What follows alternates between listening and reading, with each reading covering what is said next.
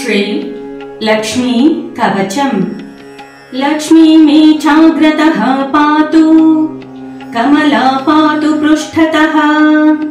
नारायणी शीर्षदेशे, सर्वाङ्गे श्रीस्वरूपिणी। रामपत्नी तु प्रत्यङ्गे, रामेश्वरी सदावतु। विशालाक्षी योगमाया, कौमारी चक्रिणी तथा। जयदात्री धनदात्री, पाशाक्षमालिनी शुभा। हरिप्रिया हरिरामा, जयंकरी महोदरी।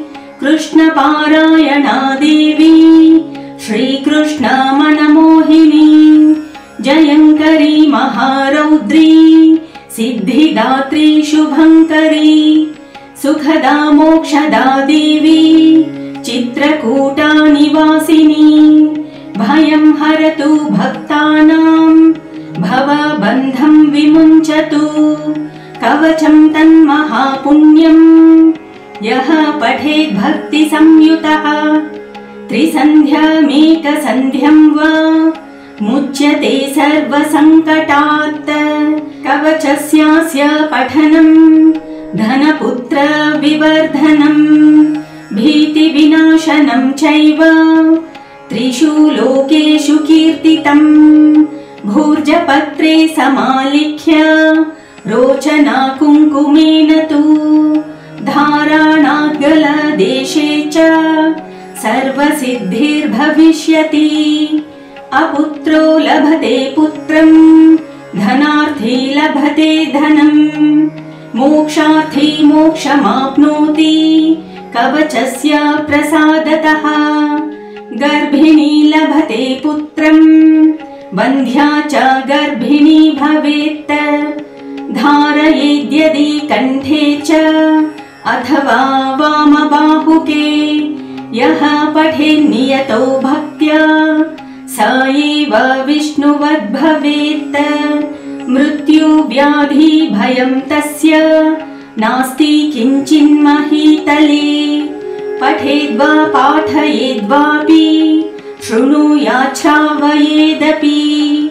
सर्वपापविमुक्तस्तु, लभते परमां गतिम्। सङ्कटे विपदे घोरे, तथा च गहने वने। राजद्वारे च नौकायां, तथा च रणमध्यतः। पठनाद्धारणादस्य, जयमाप्नोति निश्चितम्। अपुत्र च तथा वन्ध्या, त्रिपक्षं शृणुयाद्यदि। सुपुत्रं लभते सा तु, दीर्घायुष्कं यशस्विनम्। शृणुयाद्यः शुद्धबुद्ध्या, द्वौ मासौ विप्रवक्त्रतः। सर्वान् कामान् अवाप्नोति, सर्वबन्धाद् विमुच्यते। मृतवत्सा जीववत्सा, त्रिमासं श्रवणं यदि। रोगी रोगाद् विमुच्येत, पठनान्मासमध्यतः। लिखित्वा भूर्जपत्रे च, अथवा ताडपत्रके।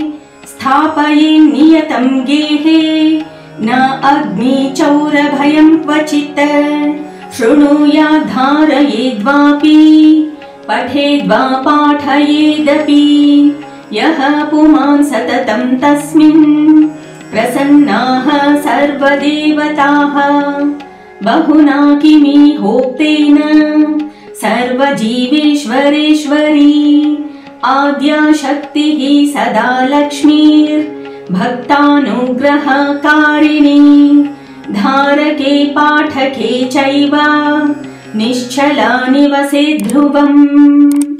इति श्रीलक्ष्मी कवचम्।